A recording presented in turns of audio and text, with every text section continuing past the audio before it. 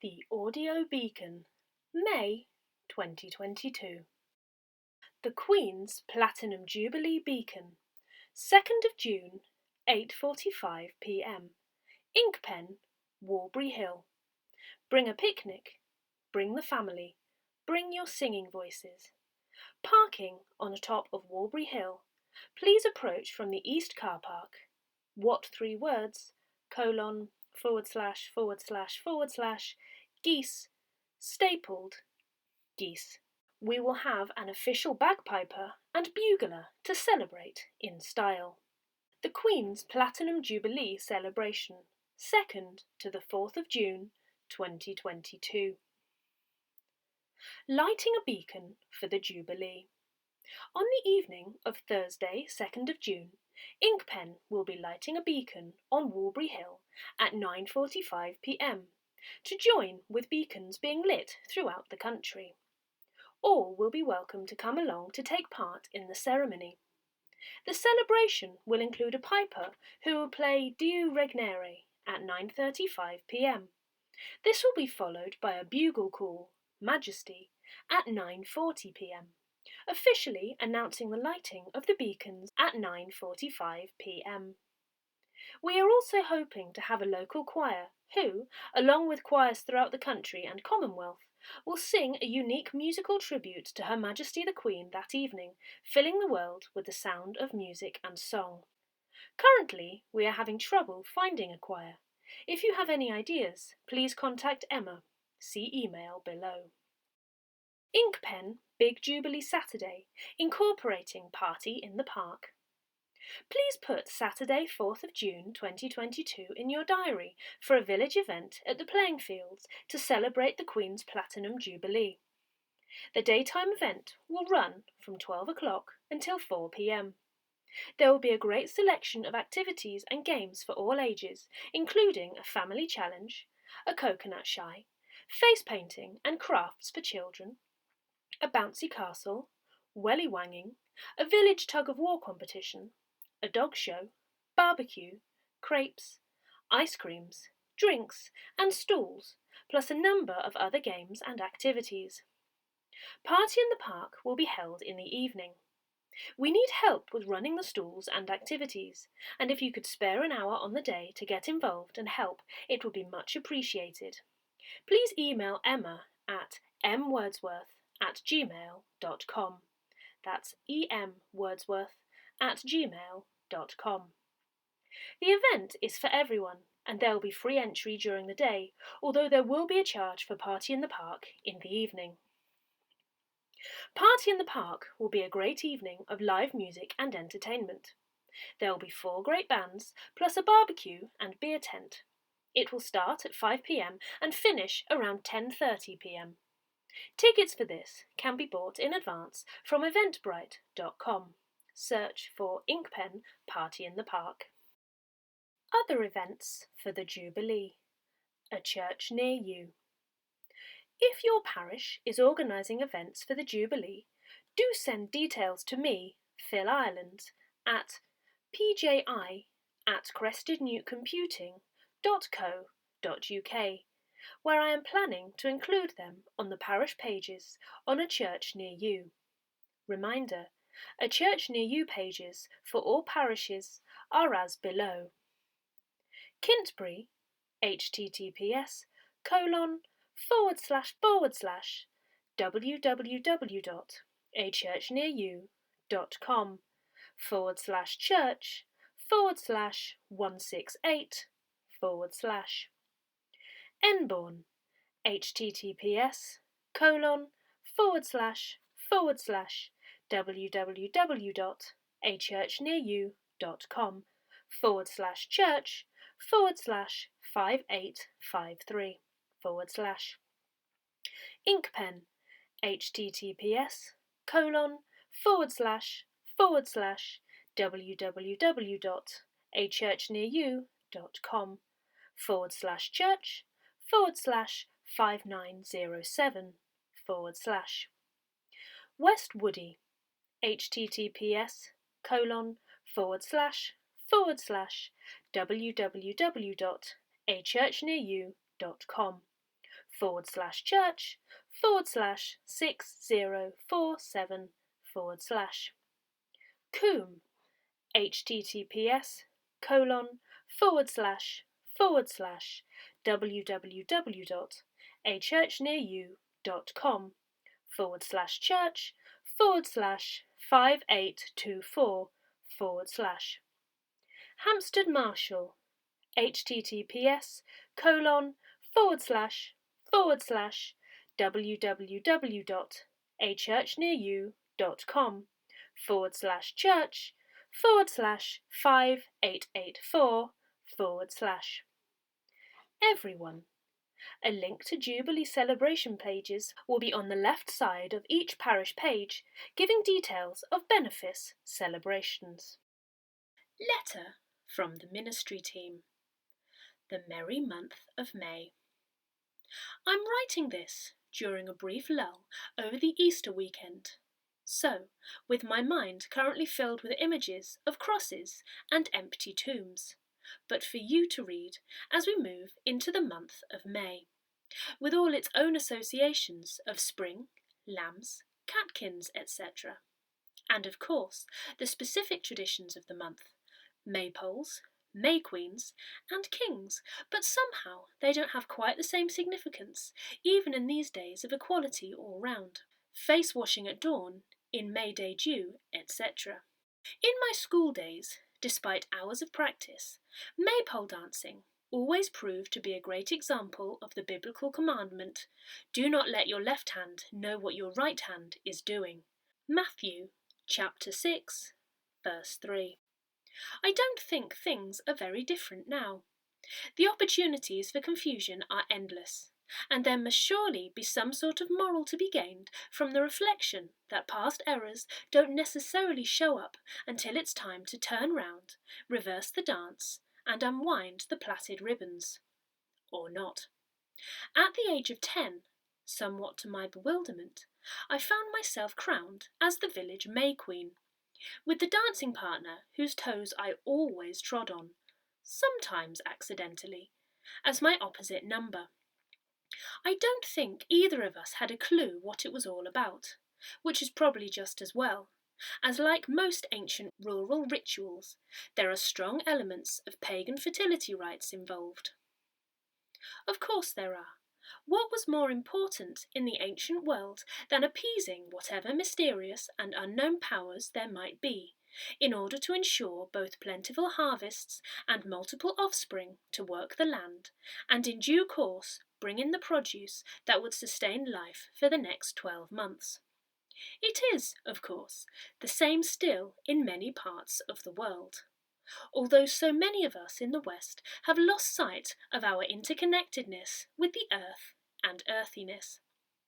In part, I'm afraid, because over the centuries the Church resolutely sought completely to disassociate itself and its followers from the pagan past of its communities, the past that was rooted in the natural seasonal cycle. Babies and bathwater perhaps come to mind.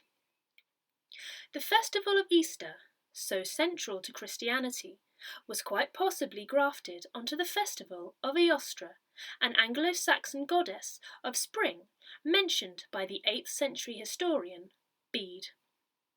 Interestingly, her name probably derives from a much, much older Norse goddess of the dawn. Interesting because the Gospel narratives link the resurrection with the break of day. New light, new life. Ancient traditions, new belief. The Christian faith itself grew out of the much older, first pastoral and then agrarian, Jewish religion through a process of evolution and revolution combined. Our sophisticated 21st century selves are likewise products of the past, living in the present, and heading pell-mell towards what sort of a future. If 2 years of pandemic, followed by the horrors of European, maybe wider, warfare leave no other legacy, surely they must create a new, deeper, more urgent sense of questioning within us. There was a popular film when I was growing up, with a promotional song by Burt Bacharach that made it into the charts. What's it all about, Alfie? The lyrics, surprisingly, pose some quite deep existential questions. Do have a Google. Something to ponder as we enjoy the splendours of merry Maytime in England. Jenny. April issue of The Beacon. As you may be aware, the April edition of The Beacon was somewhat curtailed due to circumstances beyond our control. However, thanks go to Penny, Jenny and Alex for producing and circulating that edition. We are getting back on track now. As a result, various items that were held over are published in this month's issue. Apologies also to contributors who sent in items that are now out of date and so were not published. Enborn and Mothering Sunday by John King. Item held over from the April Beacon. Any Anglican visiting Enborn Church these past 2 weeks will have been mystified, possibly even annoyed, by the flagrant disregard of Anglican conventions. Firstly, the church was filled with flowers, and the altar frontal was white, not purple. We make no apologies for this. The flowers were left in from Roger Pope's funeral, and the white frontal seemed most suitable for Refreshment Sunday, or, as it was better known, Mothering Sunday. The Reverend Becky Bevan conducted a lovely communion service, at the centre of which were the Mothering Sunday readings, not those for the 4th Sunday of Lent. Becky also chose some relevant hymns and preached a most informative sermon. Mothering Sunday has a long history. It started in medieval times and was revived at the start of the 20th century. At the heart of the revival was a play, In Praise of Mother, by Lady Constance Penzick Smith. Becky reminded us that there are 4 themes to this day: Mother Church, Mary the Mother of Jesus, Our Mother, and Mother Earth. We sang, therefore, for the beauty of the earth. Decades ago, before compulsory education was introduced in 1870, most girls left home to go into service, my grandmother being one. On the 4th Sunday of Lent, they were allowed to return home to their mothers and their home church to worship and present their mothers with posies of flowers at the special service. Becky even brought along bunches of tulips and rosemary to give to the congregation. As a son of the vicar, I can remember the difficulty of finding flowers for an early Mothering Sunday service. Obviously, during the day, food was consumed, breaking the Lenten fast legitimately. That is why the Lenten purple frontal had been replaced by the white one. Not all old customs have been revived. We don't seem to eat simnel cake anymore. At the end of the service, Julian played How Great Thou Art, as some of the flowers were removed.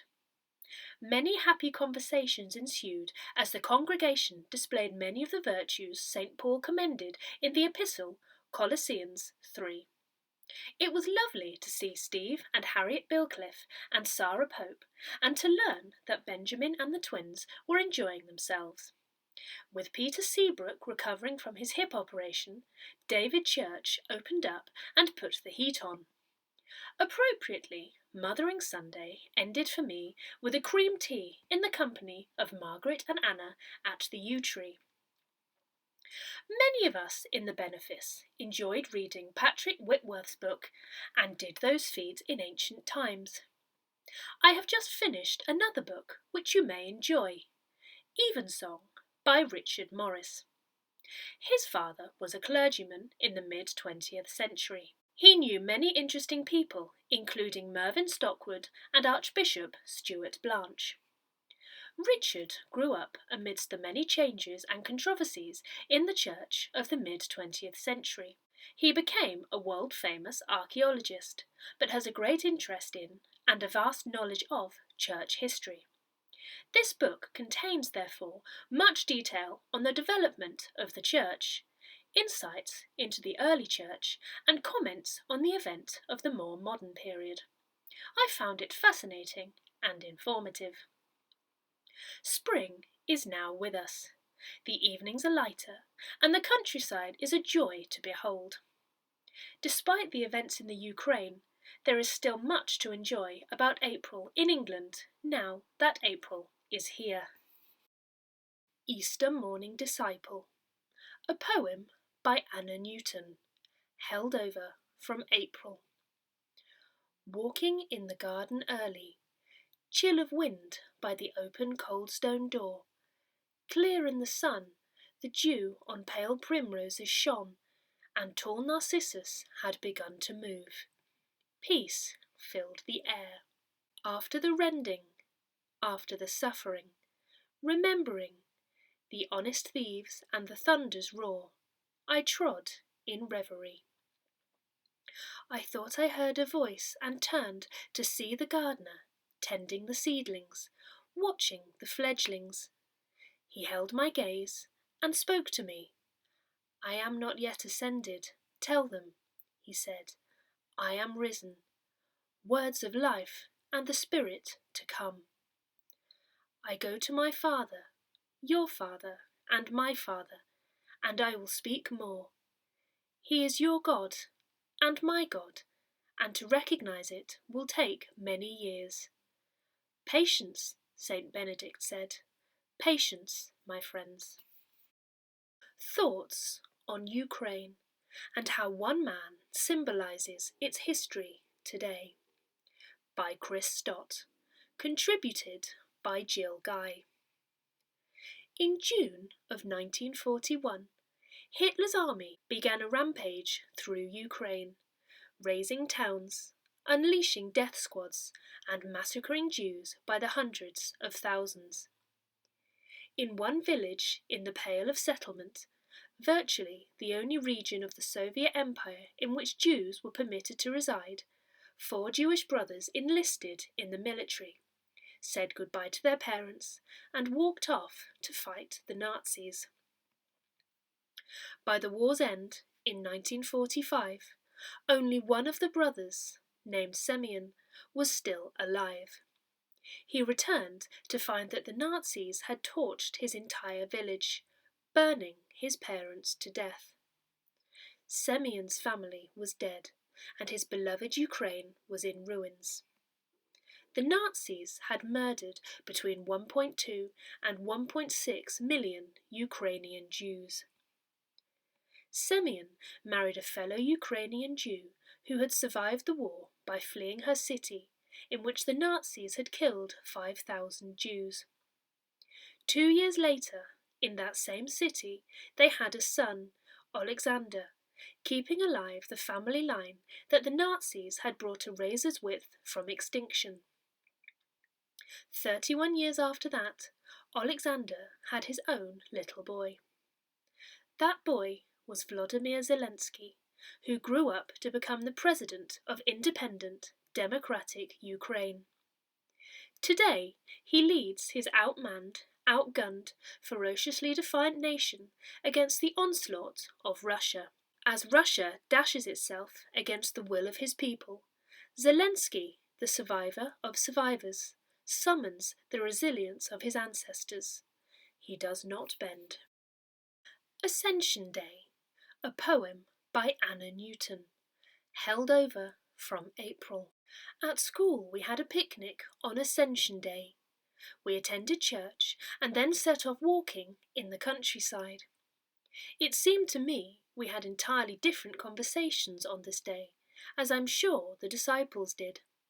The Reverend Canon Dr. Susie Mary Cole King was also a pupil, and I met up with her again for the last 10 years of her life. What were you discussing?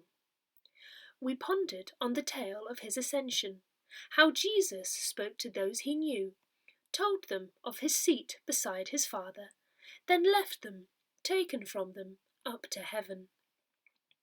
We wondered if we dared be prophets too, lead a life beyond the sphere of daily rounds. We had a glimpse of other places, worlds apart.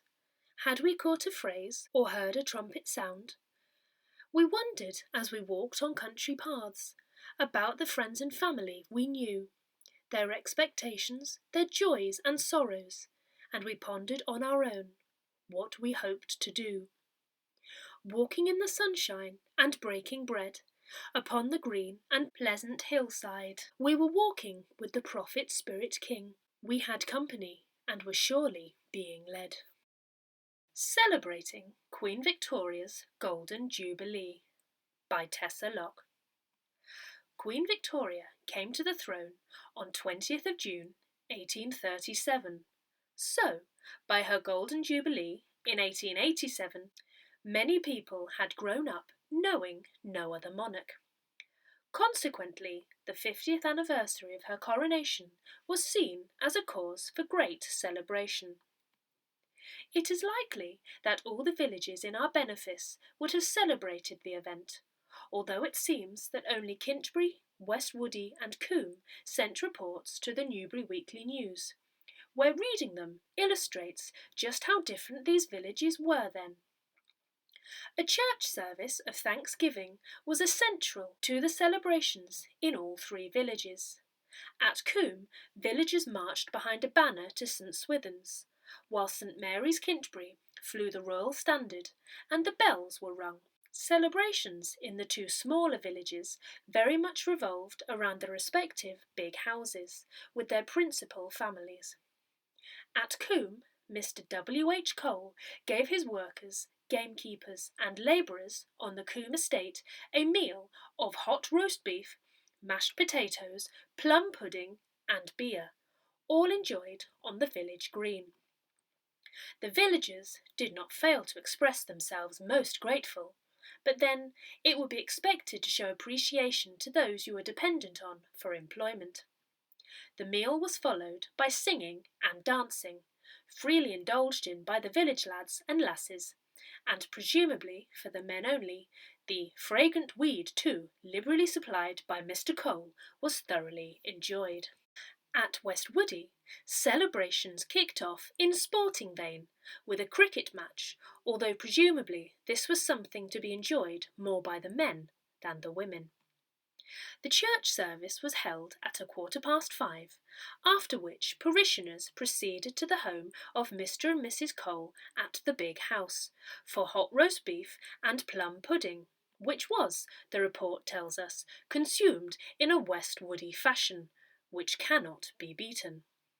What West Woody fashion was, we are left to wonder. The meal was followed by a Jubilee pipe and a good packet of Jubilee tobacco for every man. If anything special was given to the women of the village, the Newbury Weekly News report does not say. I doubt it was. The Cole's son, Mr A.C. Cole, had returned to his parents' home for the celebration. He gave a speech which was, apparently, well received, especially as he had recently been in town, where he had been viewing Her Majesty in her world-famed procession and at personal inconvenience had come down to assist in making his father's servants happy. At 9 o'clock, everyone proceeded to our beacons to watch bonfires and rockets. The Newbury Weekly News report of the celebrations in Kintbury illustrates a village which did not revolve around one family in a big house, although the report mentions the names of certain influential and benevolent villagers. Celebrations commenced with a peal of church bells at 5 a.m, and the village was decorated with bunting, the like of which had never been seen before. Music was supplied by the Hungerford Town Band. Kintbury was then, as it is now, a much bigger village, and this is reflected in its celebrations. A table, covered with a calico cloth, was placed in Dr Lidderdale's meadow to seat nearly 1,000 people, presumably all at once. A meal of roast and boiled beef, as well as boiled ham, was served, accompanied by hot potatoes and plum pudding, washed down with a pint of beer or 2 bottles of ginger beer for each person. Somewhere referred to as the baths was loaned by Mrs. General Dunn for tea making. It seems as though no expense was spared, and during the meal children were entertained by one Professor Bursord, allegedly of London, who performed various and amusing tricks with great dexterity. Sports and music followed the meal, and about 450 children enjoyed bread and butter and cake, with tea served in a Jubilee mug. Those unable to get to the event due to age or infirmity had their dinners delivered to them. The day concluded in sports, at which money prizes could be won. What became of all that calico used as tablecloths? It was later given to the local schools. Interestingly, there must have been more than one, either in Kintbury or the satellite hamlets, to be made into children's garments. Apart from the size of the village, perhaps that should be a small town, the big difference between celebrations in Kintbury and the other 2 villages is that the event in Kintbury did not revolve around the benevolence of one particular family. The Newbury Weekly News Report says that the celebrations were enjoyed by all classes, creeds, in all conditions of life, who evinced a desire not only to participate in the celebration, but also to contribute towards the expenditure thereof. There is no sense in which the people of Kintbury were expected to show gratitude to one particular family. There is no sense of there being forelock tugging or cap doffing to anyone in a Lord of the Manor role. The celebrations were organised much more democratically by a committee chaired by Mr. W. H. Dunn, with the vicar, Reverend Edwards, as vice-chair. Altogether, dozens of other Kimpurians contributed to making the day something to remember. Queen Victoria lived and reigned for a further 14 years, and her Diamond Jubilee was celebrated in 1897. This, however, was a much more low-key event throughout the country, perhaps because by now the aged Queen was seen very little in public. I do not know for sure, but I am sure those who celebrated in 1887 would have remembered the roast beef, the hot potatoes, the tobacco, and the beer, not forgetting the Jubilee mugs, for a very, very long time. Pentecost, a poem by Anna Newton, held over from April. There, in that upper room of ancient fame, people of the world, modern halt and fearing, came together. Their cares they cast on him, and in turn his care on them came. His spirit understood their need, their grief and pain, and brought a peace to them, to forgiveness, and they, like him, were freed. Grace brought there for all to see, the dove descending, and saw the healing in his wings, commanding that we love each other and share our human need. Enbourne C of E Primary School. Would you like to make a positive difference to the lives of children in our community? Vacancy. Foundation Governor. Foundation governors are appointed by the diocese to the governing board of diocesan schools to ensure the church's mission is upheld. We are looking for people with experience and skills in the areas of finance and/or safeguarding. The role is voluntary, with an expectation that you will attend 6 annual meetings and carry out other governance duties. Governors need not be experts in the field of education, but should have an interest in the welfare of pupils and the time and willingness to get involved. Training is provided to help governors fulfil this important and rewarding role. Enbourne C of E Primary School is an Ofsted-rated outstanding school with a proactive, capable governing board. To find out more, email eclarkf@enbourne.w-barks.sch.uk. Services in Walbury Beacon Benefice for May 2022. During the vacancy, and while we are dependent on visiting clergy, all service plans have to be provisional. The recent illness of the area dean means that very few of the services planned for May have been confirmed by the time of publication. Please always check the weekly Benefice email if you're on the circulation list. To add your name, contact Alex on wbboffice@gmail.com. Look on the website https://www.walburybeaconbenefice.org.uk/ or a church near you, https://www.achurchnearyou.com for up-to-date information, confirmation of service times and location. In order to protect more vulnerable parishioners, we would appreciate those attending services to continue to practice hand sanitising, wearing of face masks, and respect for those who wish to maintain social distancing. Sunday, 1st of May, Easter 3. Kintbury, Benefice Holy Communion, 9:45 a.m. Sunday, 8th of May, Easter 4. West Woody, Holy Communion, 11:15 a.m. Enbourne, Matins, 9:45 a.m. Inkpen, Holy Communion, 9:45 a.m. Kintbury, Morning Praise, 9:45 a.m. Sunday, 15th of May, Easter 5. Coombe, Holy Communion, 11:15 a.m. Kintbury, Holy Communion, 9:45 a.m. Sunday, 22nd of May, Easter 6. Enbourne, Holy Communion, 9:45 a.m. West Woody, Compline, 6 p.m.